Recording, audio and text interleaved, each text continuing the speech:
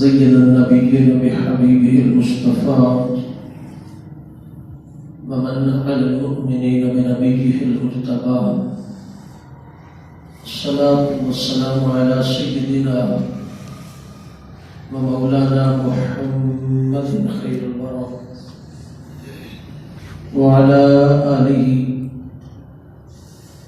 وأصحابه المتقدمين بالتقوى. أما بعد، أعوذ بالله من الشيطان الرجيم. بسم الله الرحمن الرحيم. والذي جاء بالصدق وصدق به أولئك هم المتقون. صدق الله مولانا العظيم. مولاي صل وسلم دائما أبدا على حبيبك خير الخلق كلهم، هو الحبيب الذي ترجى شفاعته لكل حول من الأهوال مقتحم. قابل صد احترام شرکائے خطبہ جمعہ، اللہ جل مجدہ کی ذات پاک کا لاکھ لاکھ شکر اور احسان عظیم ہے، جس کی توفیق خاص کے ساتھ نماز جمعہ کی اس بابرکت مجلس میں شریک ہے۔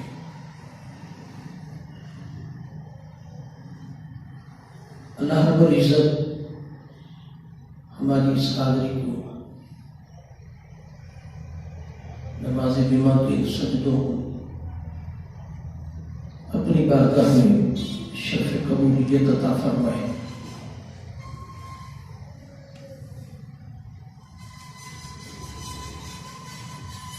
آج ہمارا جو موضوع ہے وہ ہے سیدنا صدیق اکبر رضی اللہ تعالیٰ عنہ مستقبی معاشرے کا کردار۔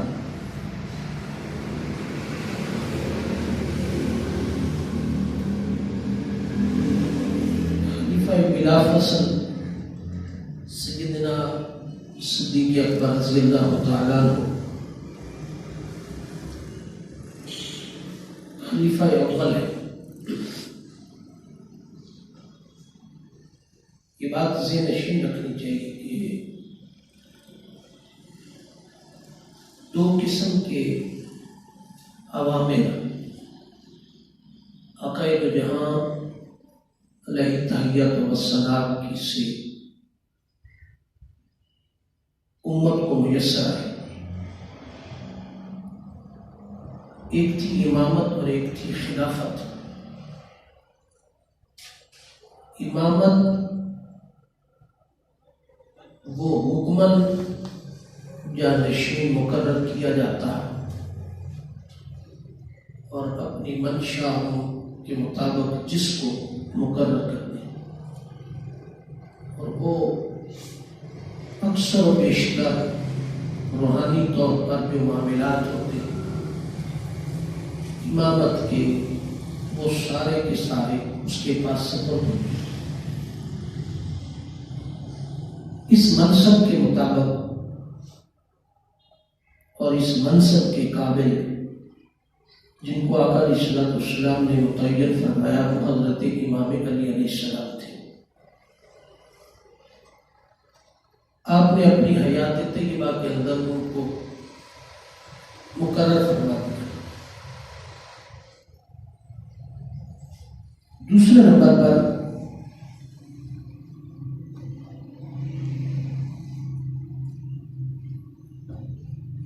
خلافت ہے۔ خلافت کا تعلق جمہوریت کے ساتھ ہے، پبلک کے ساتھ ہے، لوگوں کی مشاورت کے ساتھ ہے۔ لہذا آقا علیہ السلام نے اپنی حیات طیبہ کے اندر اپنا سیاسی قومی ملکی خلیفہ مقرر نہیں فرمایا۔ اس کی بہت ساری حکمتیں علماء نے، مجتہدین نے، محدثین نے، مفسرین نے بیان کی ہیں، مگر ان میں سب سے بڑی وجہ یہ ہے کہ عوام اپنے خلیفے کا بوجھ خود برداشت کرے، اس کی اچھائی اس کی برائی کے ذمہ دار وہ خود بنے، اور جس کو وہ مقرر کرے وہ اس کے اہل ہو، اور قوم کا، لوگوں کا، عوام الناس کا امتحان ہے کہ وہ کس کو مقرر کرتے ہیں۔ معیار دے دیا کہ کون سا ہونا چاہیے۔ لہذا جو سیاسی خلیفہ اور سیاسی جانشین آقا علیہ السلام کا بنے، وہ سیدنا حضرت صدیق اکبر رضی اللہ تعالیٰ عنہ، جن کا انتخاب حضور کی ظاہری حیات طیبہ کے وصال کے بعد کیا گیا۔ یہ بات یہاں توجہ طلب ہے کہ یہی جمہوریت کا حسن ہے کہ وہ اپنا خلیفہ خود مقرر کرے۔ جمہوریت کا یہی کمال ہے کہ عوام جس کو چاہے اس کو مقرر کرے۔ دو باتیں جس کو خلیفہ بننا ہے یا جس کو نمائندہ بننا ہے، اگر وہ خود مانگ کر ذمہ داری لے گا تو حالات اور مواقع اور قسم کے ہوں گے۔ اگر کوئی شخص اس کو یہ ذمہ داری سونپ دی جائے گی، سونپ دیتا ہے، تو پھر اللہ رب العزت کی مدد و نصرت اور تعین ملتی ہے اور راستے بھی کھلتے ہیں۔ مانگ کر لینے میں اور کسی کے دینے میں فرق ہے۔ مانگ کر لینے میں تکبر ہے، عجز نہیں ہے، اور کسی کے دینے میں اور اس کے دینے پر قبول کر لینے میں عجز ہے، نیاز مندی ہے، عاجزی ہے۔ لہذا جب قوم کسی کو مقرر کرتی ہے، لوگ کسی کو اپنا خلیفہ مقرر کرتے ہیں، تو خلیفہ کی اپنی منشا یہ نہیں ہونی چاہیے کہ میں، جیسے آج کل جمہوریت میں کہ بہت سارے لوگ کینڈیڈیٹ بنتے ہیں تو کینڈیڈیٹ کہتے ہیں میں اس قابل ہوں۔ یہ جمہوریت کا حسن نہیں ہے۔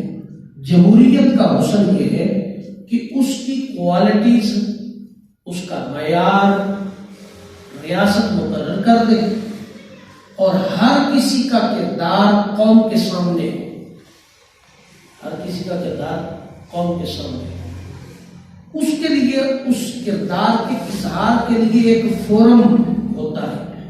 ایک فورم ہونا چاہیے جس فورم پر وہ اپنی صلاحیتوں کا اظہار کر سکے اور لوگوں کو پتہ چل جائے کہ اس کے اندر یہ صلاحیت ہے۔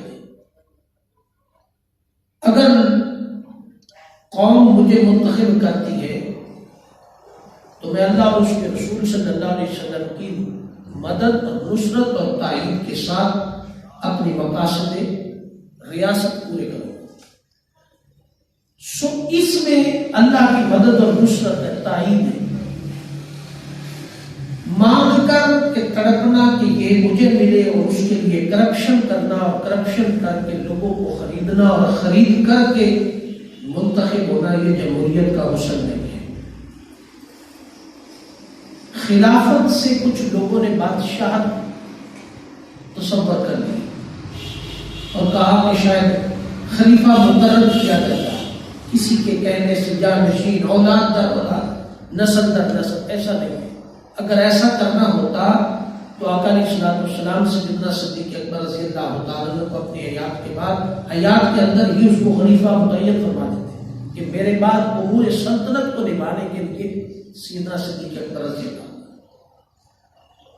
جہاں خلیفہ مقرر کرنے کا وقت تھا، جو مقام تھا، جس کو منتخب کرنا تھا، اس کو اپنی حیات کے اندر منتقل کر دیا اور منتخب کر دیا۔ جہاں معاملہ تھا لوگوں کا، قوم کا معاملہ تھا، وہاں لوگوں پر چھوڑ دیا کہ وہ اپنا خلیفہ خود منتخب کرے۔ یہ جمہوریت کا حسن ہے کہ خلافت نسل در نسل نہیں چلتی۔ لفظ اس وقت عربی کا خلافت تھا، اصل میں وہ جمہوری نمائندہ ہی تھا، وہ جمہوریت تھی۔ بہت سارے لوگ مل کر کے اس کا انتخاب کرتے اور اس کو امارت کی منصب، امارت کا بوجھ دیا جاتا، ذمہ داری دی جاتی کہ آپ اس امارت کے قابل ہیں۔ تو لوگوں کو لوگ مل کر کے اس کے کردار کو دیکھ کر کے پھر آگے چلتے۔ سو خلافت راشدہ کو دیکھیں تو سیدنا صدیق اکبر رضی اللہ تعالیٰ عنہ جب خلیفہ بنے تو آقا علیہ الصلوۃ والسلام کا وصال ہو گیا۔ انصار ایک مقام پر جمع ہو گئے، مہاجر ایک مقام پر جمع ہو گئے، تو حضور علیہ الصلوۃ والسلام کی خاندان اور آپ کی آل پاک کے جتنے لوگ تھے وہ ایک جگہ پہ، چونکہ اس وقت صدمہ تھا، اس وقت صدمہ تھا، لہذا سقیفہ بنو سعد ایک مقام تھا جس مقام پر کچھ انصار جمع تھے۔ انصار اس وقت اپنے آپ کو سب سے معتبر قوم سمجھتے تھے۔ انصار مدینہ کے وہ لوگ تھے جو مقامی لوگ تھے، اور مہاجر وہ لوگ تھے جو حضور علیہ الصلوۃ والسلام کے ساتھ ہجرت کر کے آئے تھے۔ اور انصار کا یہ دعویٰ تھا کہ حضور علیہ الصلوۃ والسلام کے بعد، حضور علیہ الصلوۃ والسلام اپنی حیات طیبہ کے اندر بھی جب بھی کوئی کام کرتے تو مہاجرین کے ساتھ انصار کو حصے دار بناتے تھے، مہاجرین کو انصار کے ساتھ حصے دار بناتے تھے کہ ایک مہاجر اور ایک انصار۔ یہ حضور علیہ الصلوۃ والسلام اپنی حیات طیبہ کے اندر فرمائے تھے، انصار اور مہاجرین کو بھائی بھائی کا درجہ بھی دیا تھا۔ سو جب آقا علیہ الصلوۃ والسلام کا ظاہری دنیا سے، حیات طیبہ سے پردہ فرمایا تو انصار کا یہ دعویٰ تھا کہ اس فارمولے کے تحت اس عمارت کے حصے دار انصار بھی ہے اور مہاجر بھی ہے، لہذا دو متولی مقرر کیے جائیں، دو حاکم بنائے جائیں، ایک انصار میں سے اور ایک مہاجر میں سے۔ اب اس بات کو تو وہ رد نہیں کر سکتے تھے، مگر ادھر مہاجر جو تھے ان کا اپنا ایک مطالبہ تھا کہ حضور علیہ الصلوۃ والسلام، ان کی ایک لاجک تھی کہ حضور علیہ الصلوۃ والسلام بھی مہاجر ہے، مکہ سے ہجرت کر کے آئے تھے، تو لہذا حضور جس طبقے میں سے ہے امارت اسی طبقے میں سے ہوگی۔ حضور مہاجرین میں سے آئے تو لہذا امارت جو ہے، خلافت جو ہے وہ بھی مہاجرین میں سے ہوگی۔ اور یہ جو دونوں طبقات تھے، یہاں ایک فتنے کو جنم دیا جا رہا تھا، ایک فساد کی کیفیت پیدا ہونے جا رہی تھی۔ جب ادھر سیدنا صدیق اکبر رضی اللہ تعالیٰ عنہ اور دیگر صحابہ، بہت سارے صحابہ موجود نہیں تھے، اور سیدنا حضرت زبیر رضی اللہ تعالیٰ عنہ اور حضرت علی کرم اللہ وجہ کریم آقا علیہ الصلوۃ والسلام کے گھر تشریف فرما تھے۔ تاریخ الخلفاء کے اندر یہ بات موجود ہے کہ آقا علیہ الصلوۃ والسلام کے وصال کے بعد ہر صحابی غم کی کیفیت میں تھے، اور غم کی کیفیت اتنی تھی کہ سیدنا حضرت عمر رضی اللہ تعالیٰ کی کیفیت یہ تھی کہ کوئی شخص انہیں بتاتا کہ آقا علیہ الصلوۃ والسلام کا ظاہر دنیا سے وصال ہو گیا تو آپ فرماتے چپ ہو جاؤ ورنہ تمہاری گردن اڑا دوں۔ وہ یہ جملہ سننے کے لیے تیار نہیں تھے، لہذا یہ ہر کسی کی کیفیت تھی۔ سیدنا صدیق اکبر رضی اللہ تعالیٰ عنہ یار غار ہونے کی حیثیت سے یہ کیسے ممکن تھا کہ آپ کو غم نہ ہو؟ چھوٹی چھوٹی باتیں، چھوٹے چھوٹے معاملات کے اندر اختلافات کی فضا کو پیدا کیا جاتا۔ یہاں سے کچھ نام نہاد لوگوں نے یہ بات اخذ کر دی کہ سیدنا صدیق اکبر رضی اللہ تعالیٰ عنہ کو تو اقتدار کی پڑی تھی، لوگ غم میں موجود تھے تو وہ اقتدار لینے چلے گئے، ایسی کہیں بھی کوئی بات کسی سیرت کی کتب کے اندر موجود نہیں ہے. صرف واقعہ یہ تھا جو لاجک کی بنیادی طور پر وہ میں نے آپ کو عرض کر دی کہ انہوں نے کہا کہ یہ موقع ہے آقا علیہ السلام کا وصال ہو گیا ہے. اس موقع کے بعد آپ کا جانشین مقرر ہونا اور جانشین ہونے کے لیے اپنی اپنی ہر کسی کی آراء اور تجاویز تھی. مہاجرین کی اپنی تھی، انصار کی اپنی تھی. اس کی ایک وجہ یہ تھی کہ جیش اسامہ بن زید اسامہ بن زید کو جس لشکر کا سپہ سالار بنایا گیا تھا آقا علیہ السلام کی آخری حیات طیبہ کے اندر، زندگی کی آخری ایام کے اندر ان کو روانہ کیا گیا تھا جہاد کا. ابھی وہ مدینہ سے کچھ فاصلے پر ہی تھے. تو آقا علیہ السلام کے وصال مبارکہ کی خبر آ گئی تو انتشار پیدا کر دیا گیا. سیدنا صدیق اکبر رضی اللہ عنہ نے آپ کے حیات طیبہ کے اندر خود حضرت اسامہ بن زید کو آپ کے حکم کے مطابق اس کا لشکر سالار مقرر فرمایا اور خود اپنے ہاتھوں سے سپاہیوں کو ٹریننگ دے کر تیار کر کے اس لشکر کو بھیجا تھا جہاد پر. اب سیدنا صدیق اکبر رضی اللہ عنہ پر پریشر آ گیا کہ یہ وقت نہیں تھا، فلاں تھا، حکم تو آقا علیہ السلام کا تھا. لہذا اس کو پھر لشکر کو واپس بلوایا اور بہت سارے اور دیگر معاملات، لیکن اس وقت وہ موضوع نہیں ہے. کہنے کا مقصد یہ تھا کہ ثقیفہ بنو سعد جو مقام تھا وہاں پر ایک فتنے کا خدشہ تھا. بہت سارے لوگ کسی نااہل کو حکمران متعین کر سکتے تھے. لہذا یہ بات ذہن نشین رکھیں، کسی بھی تحریک اور کسی بھی جماعت کے اندر جو نظریاتی کارکن ہوتا ہے، جو فکری کارکن ہوتا ہے، اس کی ذمہ داریاں عامت الناس کے لوگوں سے زیادہ ہوتی ہیں، کیونکہ اس کے اندر ایک فکر ہوتی ہے اس قیادت کی، اس تحریک کی، اس نظریے کی. نظریہ انجیکٹ ہوتا ہے، نظریہ اس کی بنیاد ہوتا ہے، فکر اس کی بنیاد ہوتی ہے. وہ ہمیشہ وہ کارکن، وہ شخص اپنی فکر اور نظریے کو پورا کرنے کے لیے، اس کا دفاع کرنے کے لیے، اس پر استقامت سے کھڑے رہنے کے لیے وہ ہر قسم کا حربہ استعمال کرتا ہے. بعض کچھ لوگ تحریکوں کے اندر بھی اس نظریے کے خلاف آواز اٹھاتے ہیں. تو لہذا وہ جو نظریاتی کارکن ہوتے ہیں وہ اس اپنے نظریے کا دفاع کرتے ہوئے تحریک سے اندر اٹھنے والے فتنے کا بھی کلا کما کرتے ہیں. سیدنا صدیق اکبر رضی اللہ تعالیٰ عنہ ان نظریاتی کارکنوں میں سے تھے، ان نظریاتی فکری لوگوں میں سے تھے جو ہر وقت اپنے فکر اور نظریے کا دفاع کرتے رہے. اور آپ کی خلافت کی بنیاد بھی اسی نظریے پر تھی کہ میں اپنی خلافت کے اندر وہ کام نہیں کروں گا جو آقا علیہ السلام نے اپنی حیات طیبہ کے اندر نہیں کیا. یہ تھا نظریہ. اتباع سنت، حضور علیہ السلام کی ذات سے محبت، آپ نے جو فکر دی، جو نظریہ دی، اور بہت سارے کام تھے.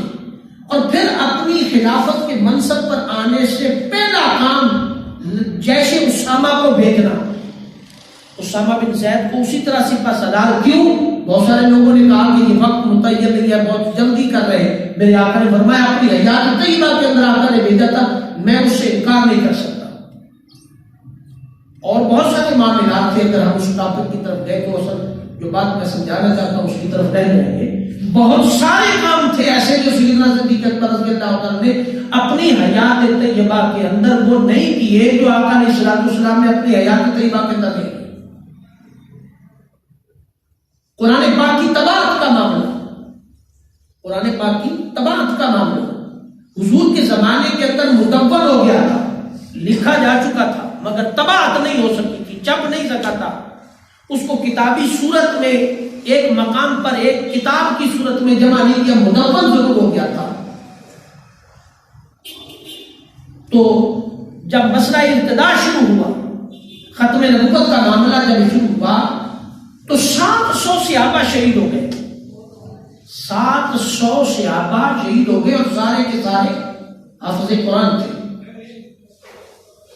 اس وقت تو قرآن پاک کو لکھنے کا کوئی کتاب کی صورت میں تو نظام موجود نہیں تھا. صحابہ کے سینے تھے یا پھر کوئی چمڑے کا تھا یا مٹی کا یا پتھر پر یا کوئی اور وہ جو ذرائع تھے ان پر لکھا جاتا تھا، وہ طریقہ تھا۔ مگر کیا ہوا کہ اس وقت جب 700 صحابہ کا شہید ہو جانا تو سیدنا حضرت عمر رضی اللہ تعالیٰ نے کہا کہ امیر المومنین اس کو کتاب کی صورت میں قرآن پاک کو لے آئے، مجھے خدشہ ہے کہ اگر اسی طرح صحابہ جہادوں کے اندر اور مختلف مقامات پر شہید ہوتے رہے تو مسائل پیدا ہوں گے، مسائل پیدا ہوں گے۔ تو لہٰذا کیا ہوا، سیدنا صدیق اکبر رضی اللہ عنہ نے یہ بات ماننے سے انکار کر دی، فرمایا کہ جو کام آقا علیہ الصلوۃ والسلام کی حیات طیبہ کے اندر نہیں ہوا اس کو میں نہیں کروں گا۔ یہ وہ بنیادی نظریہ تھا، بنیادی سوچ تھی، فکر تھی، جس کے اوپر سیدنا صدیق اکبر رضی اللہ عنہ کی خلافت اور عمارت کی بنیاد تھی۔ اس سے امپورٹنٹ بات، اس سے اگلی بات تھی وہ یہ کہ جب آقا علیہ الصلوۃ والسلام کا وصال مبارک ہو گیا تو اس وقت سیدنا صدیق اکبر رضی اللہ تعالیٰ عنہ کو جب خبر ہوئی، اور یہ خبر بھی کچھ مہاجرین میں سے اور کچھ انصار میں سے تھی، جب آقا علیہ الصلوۃ والسلام کو وصال کے بعد یہ معاملہ ہوا تو فرمایا کہ انصار ثقیفہ بن اسد کے مقام پر کچھ انصار جمع ہیں اور وہ یہ کام کرنا چاہتے ہیں۔ عبیدہ نامی ایک شخص تھا جس کو وہ امیر بنانا چاہتے تھے اور مقرر کرنا چاہتے تھے، لہذا سیدنا صدیق اکبر رضی اللہ عنہ نے سارے معاملات چھوڑے، امت کی فکر کرتے ہوئے نظریے کا دفاع کرنے کے لیے کہ اگر کوئی نااہل شخص وہاں آ گیا اور وہ لوگ پختہ نہیں ہیں اس وقت نظریے کے اندر، فکر کے اندر، حضور علیہ الصلوۃ والسلام کی ذات سے محبت میں پختہ نہیں ہے، تو لہذا کوئی ایسا شخص آ جائے گا جس سے حضور علیہ الصلوۃ والسلام کے وصال کے بعد امت مسلمہ کے اندر انتشار پیدا ہوگا اور دین اسلام کو نقصان پہنچے گا۔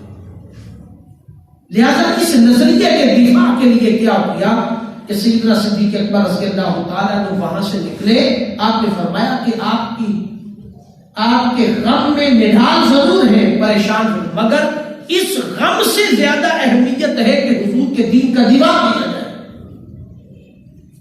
حضور کے دین کا دفاع کیا جائے، اس سے اہم بڑی بات۔ لہذا آپ وہاں ثقیفہ بن اسد تشریف لے گئے اور وہاں جتنے لوگ تھے کچھ مہاجرین کو بھی ساتھ لیا اور کچھ انصار کو بھی ساتھ لیا۔ وہاں پہنچے تو وہاں یقیناً جو خبر آپ کو ملی تھی وہ بات درست تھی کہ بہت سارے لوگ جمع ہوئے، اور جب آپ جا کر کے خاموشی سے ان کی مجلس میں بیٹھ گئے، جو مشاورت ان کی جاری تھی، ان میں سے ایک شخص کھڑا ہوا اور کھڑا ہو کر کے اس نے وہ بات کہی جو میں نے ابتدا میں بیانیے میں آپ کے سامنے رکھی کہ انہوں نے ان کا خیال یہ تھا کہ امارت اور خلیفہ جو ہے وہ انصار میں سے ہونا چاہیے، اور بہت سارے انصار نے ان کی تائید کر دی اور حمایت کر دی۔ جب حمایت کر دی تو نتیجہ یہ نکلا کہ وہ خلیفہ بننے کے قریب تھے، تو ابھی اچانک کیا ہوا کہ مہاجرین میں سے جو حضور سیدنا صدیق اکبر رضی اللہ عنہ کے ساتھ کچھ ساتھی گئے تھے انہوں نے بولنا چاہا، اور ابن اسحاق بیان فرماتے ہیں کہ جب میں بولنے لگا تو اچانک مجھے سیدنا صدیق اکبر رضی اللہ تعالیٰ عنہ کا خیال آیا کہ مجھ سے زیادہ مدبر، تدبر، فکر رکھنے والا شخص موجود ہے تو مجھے نہیں بولنا چاہیے۔ بس انہوں نے ارادہ ترک کیا تو سیدنا صدیق اکبر رضی اللہ تعالیٰ عنہ اچانک اٹھ کر کے کھڑے ہوئے اور آپ نے کچھ خطبہ ارشاد فرمایا، کچھ خطبہ ارشاد فرمایا، اور جو بات اس نے کہی تھی کہ انصار میں ہونا چاہیے تھا اس کا اس جملے کے ساتھ آقا علیہ الصلوۃ والسلام نے رد فرمایا، اگر بات یہ ہے کہ انصار میں سے ہونا چاہیے کہ انصار معتبر ہے تو پھر سید آقا جہاں صلی اللہ علیہ وسلم مہاجرین میں سے تھے، آپ مہاجر تھے تو پھر مہاجر اس سے زیادہ بہتر طبقہ ہے، تو لہٰذا مہاجرین میں سے عمارت ہونی چاہیے۔ جب یہ دلیل گئی ان کے سامنے تو اس کا جواب کوئی نہیں تھا۔ تاریخ الخلفاء علامہ جلال الدین سیوطی رحمہ اللہ تعالیٰ لکھتے ہیں کہ ثقیفہ کے مقام پر بڑی حکمت اور تدبر کے ساتھ مہاجرین کو اور انصار کو ملا کر کے ان کو اس بات پر قائل کیا کہ حضور علیہ الصلوۃ والسلام کا جانشین یا حضور علیہ السلام کی حکومت اور ریاست کا خلیفہ اور امام وہ شخص ہونا چاہیے جو حضور علیہ السلام کی فکر اور نظریے پر پختہ ہو، جس کو آقا علیہ السلام کی خود اپنی حیات طیبہ کے اندر تائید آ گئی۔ آپ نے ایک معیار رکھ دیا ان کے سامنے، یہ نہیں کہا کہ میں ہونا چاہیے، یہ نہیں کہا کہ میں ہوں، ایک معیار رکھ دیا کہ معیار اس منصب کا یہ ہونا چاہیے، معیار اس منصب کا یہ ہونا چاہیے۔ جب ایک معیار رکھ دیا تو فرماتے ہیں ابن اصحاب سیرت بن بسیطہ انس بن مالک سے روایت کرتے ہیں کہ ثقیفہ بن ابو بکر کی بیعت ہو گئی، تو جب یہ خیال کیا گیا تو اس وقت کیا فرمایا، ایک شخص اٹھا، اس نے اٹھ کر کے کہا یقیناً اس معیار کو اگر دیکھا جائے تو سیدنا صدیق اکبر رضی اللہ تعالیٰ عنہ ہی ہیں، اور یہ وہ شخص ہیں جنہوں کو حضور نے اپنی حیات طیبہ کے اندر مصلی امامت پر کھڑا کیا، اور زندگی کی آخری حیات طیبہ کے اندر خود مصلی پر کھڑا ہونے کا موقع عطا فرمایا، اور فرمایا صدیق دیکھنا چاہتا ہوں کہ میری عدم موجودگی میں صدیق نماز کیسے پڑھا، اور یار غار بھی ہے، پھر ثانی اسنین جمعہ فی الغار بھی ہے، پھر سورہ الزمر کی جو آیت مبارکہ میں نے نازل تلاوت کی ہے، فرمایا پارہ نمبر 24 کا پہلا حصہ فرمایا والذی جاء بالصدق وصدق بہ اولئک هم المتقون۔ قرآن پاک نے یہاں فرمایا سیدنا صدیق اکبر رضی اللہ تعالیٰ عنہ کے متعلق فرمایا، یہاں والذی جاء بالحق سے مراد آقا تو یہاں صلی اللہ علیہ وسلم ہے، اور وصدق سے مراد سیدنا صدیق اکبر ہے کہ حضور علیہ السلام کی رسالت کی تصدیق کرنے والے، وصدق سے مراد سیدنا صدیق اکبر رضی اللہ تعالیٰ عنہ ہے، اور فرمایا لہذا اس منصب کے قائل سیدنا صدیق اکبر رضی اللہ تعالیٰ عنہ ہے۔ جب یہ بات ہو گئی، اب انصار کو یہ بات سمجھ آ گئی، انصار کو یہ بات سمجھ آ گئی کہ جو بیانیہ ہم دینا چاہتے تھے اس بیانیے کے اوپر بات نہیں بچ سکتی، لہذا مہاجرین اور انصار نے مل کر کے، مہاجرین اور انصار نے مل کر کے سیدنا صدیق اکبر رضی اللہ تعالیٰ عنہ کو اپنا خلیفہ منتخب کر لیا۔ یوں حضور کے وصال کے بعد جو ایک فتنہ امت کے اندر انتشار کا کھڑا ہونے والا تھا، اس کو بڑی حکمت اور تدبر کے ساتھ سیدنا صدیق اکبر رضی اللہ تعالیٰ عنہ نے کور کر کے امامت اور خلافت پر متفق کر کے فرمایا کہ اس کو اس فتنے اور انتشار سے جان چھوڑنا۔ یہ سیدنا صدیق اکبر رضی اللہ تعالیٰ عنہ کا قول۔ اب جتنی گفتگو میں نے ابتدا میں کی ہے اس سے آپ سارے لوگوں کا ذہن خالی ہے، آپ کو کوئی سمجھ نہیں۔ یہی ہماری بدبختی ہے ہماری کہ ہم آخری اینڈ ٹائم پر آتے ہیں اور جو بات پیچھے ہوتی بیان، اس بیانیے کی کوئی سمجھ نہیں آئی۔ میں نے جمہوریت کی تعریف کی، اس سے آپ کو نہیں پتا، خلافت اور امامت میں فرق سمجھایا، اس کی آپ کو کوئی خبر نہیں۔ لہذا کیا ہے کہ خالی اس ذہن اٹھ کر کے گھڑیاں دیکھ رہے ہیں کہ کس وقت ختم ہو خطاب اور نماز پڑھے اور جائے۔ یہ سب سے بڑی ہماری بدبختی ہے، پوری بات سمجھ کہیں نہیں آتی، اور اسی آخری گفتگو کے ایک ٹکڑے کو لے لیں گے کہ انہوں نے تو خطیب صاحب نے یہ ثابت کیا کہ سیدنا صدیق اکبر رضی اللہ تعالیٰ نے جان بوجھ کر کے خلافت لی ہے، نہ اس کا سیاق پتہ نہ سباق پتہ، لہذا اس پر ایک انتشار کرو۔ امت کے اندر سوائے انتشار کے کچھ نہیں ہے، ہم ہر انتشار کے سبب بنتے ہیں۔ لہذا جب بنو ثقیفہ کے مقام پر سیدنا صدیق اکبر رضی اللہ عنہ نے خلیفہ مقرر ہو گئے، اس وقت آپ نے اگلے دن سیدنا حضرت عمر رضی اللہ تعالیٰ عنہ بھی ساتھ شامل ہیں، اور وہ مشاورت میں بھی شامل تھے۔